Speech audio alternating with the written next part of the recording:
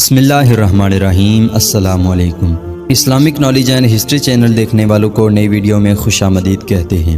سامعین کرام، فرعون کی ہلاکت کے بعد بنی اسرائیل اس کے پنجے سے آزاد ہو کر سب ایمان لائے، اور حضرت موسیٰ علیہ السلام کو خداوند کریم کا یہ حکم ہوا کہ وہ 40 راتوں کا کوہ طور پر اعتکاف کریں، اس کے بعد انہیں کتاب یعنی تورات دی جائے گی۔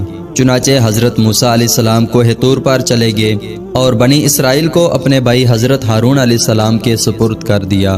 آپ 40 دن تک دن بھر روزہ دار رہ کر ساری رات عبادت میں مشغول رہتے۔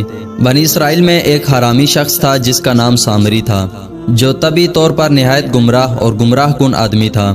اس کی ماں نے برادری میں رسوائی اور بدنامی کے ڈر سے اس کو پیدا ہوتے ہی پہاڑ کے ایک غار میں چھوڑ دیا تھا، اور حضرت جبرائیل علیہ السلام نے اس کو اپنی انگلی سے دودھ پلا پلا کر پالا تھا، اس لیے یہ حضرت جبرائیل علیہ السلام کو پہچانتا تھا۔ اس کا پورا نام موسیٰ سامری ہے، اور حضرت موسیٰ علیہ السلام کا نام بھی موسیٰ ہے۔ موسیٰ سامری کو حضرت جبرائیل علیہ السلام نے پالا تھا، اور حضرت موسیٰ علیہ السلام کی پرورش فرعون کے گھر ہوئی تھی۔ مگر خدا کی شان کے فرعون کے گھر پرورش پانے والے موسیٰ علیہ السلام تو خدا کے رسول ہوئے، اور حضرت جبرائیل علیہ السلام کا پالا ہوا موسیٰ سامری کافر ہوا، اور بنی اسرائیل کو گمراہ کر کے اس نے بچڑے کی پوجا کرائی۔ اس بارے میں کسی عارف نے کیا خوب کہا ہے کہ جب کوئی آدمی ازل سے ہی نیک بخت نہیں ہوتا تو وہ بھی نامراد ہوتا ہے، اور اس کی پرورش کرنے والے کی کوشش بھی ناکام اور نامراد ہوتی ہے۔ دیکھ لو، موسیٰ سامری جو حضرت جبرائیل علیہ السلام کا پالا ہوا تھا وہ کافر ہوا، اور حضرت موسیٰ علیہ السلام جو فرعون کی پرورش میں رہے وہ خدا کے رسول ہوئے۔ اس کا راز یہی ہے کہ موسیٰ سامری ازلی شقی اور پیدائشی بدبخت تھا، تو حضرت جبرائیل علیہ السلام کی تربیت اور پرورش نے اس کو کچھ بھی نفع نہ دیا، اور وہ کافر کا کافر ہی رہ گیا۔ اور حضرت موسیٰ علیہ السلام چونکہ ازلی سعید اور نیک بخت تھے، اس لیے فرعون جیسے کافر کی پرورش سے بھی ان کو کوئی نقصان نہیں پہنچا۔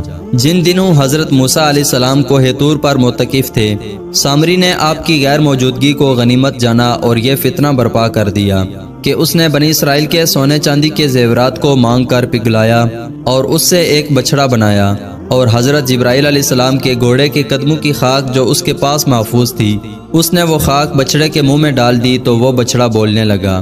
پھر سامری نے بنی اسرائیل سے یہ کہا کہ اے میری قوم، حضرت موسیٰ علیہ السلام کوہ طور پر خدا عز و جل کے دیدار کے لیے تشریف لے گئے ہیں، حالانکہ تمہارا خدا تو یہی بچڑا ہے، لہٰذا تم لوگ اسی کی عبادت کرو۔ سامری کی اس تقریر سے بنی اسرائیل گمراہ ہو گئے، اور 12,000 آدمیوں کے سوا ساری قوم نے چاندی سونے کے بچڑے کو بولتا دیکھ کر اس کو خدا مان لیا، اور اس کے آگے سر بسجود ہو کر اس بچڑے کو پوجنے لگے۔ چنانچہ خداوند قدوس کا ارشاد ہے، اور موسیٰ کے بعد اس کی قوم اپنے زیوروں سے ایک بچڑا بنا بیٹھی، بے جان کا دڑ گائے کی طرح آواز کرتا۔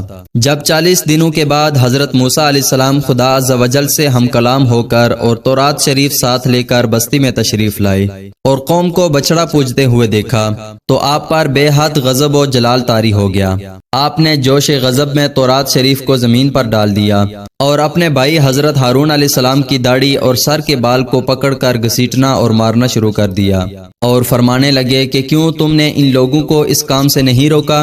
حضرت ہارون علیہ السلام معذرت کرنے لگے، جیسا کہ قرآن مجید میں ہے، کہا اے میرے ماں جائے قوم نے مجھے کمزور سمجھا اور قریب تھا کہ مجھے مار ڈالیں، تو مجھ پر دشمنوں کو نہ ہنسا اور مجھے ظالموں میں نہ ملا۔